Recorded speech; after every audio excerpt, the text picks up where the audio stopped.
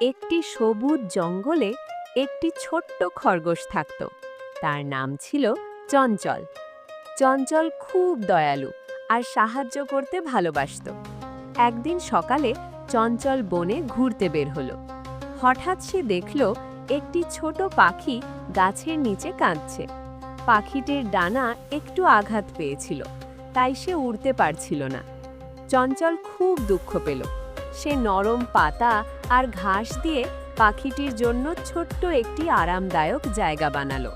তারপর কাছের ঝর্ণা থেকে পানি এনে পাখিটিকে দিল। কয়েকদিন চঞ্চল পাখিটির যত্ন নিল। ধীরে ধীরে পাখিটির ডানা ভালো হয়ে গেল।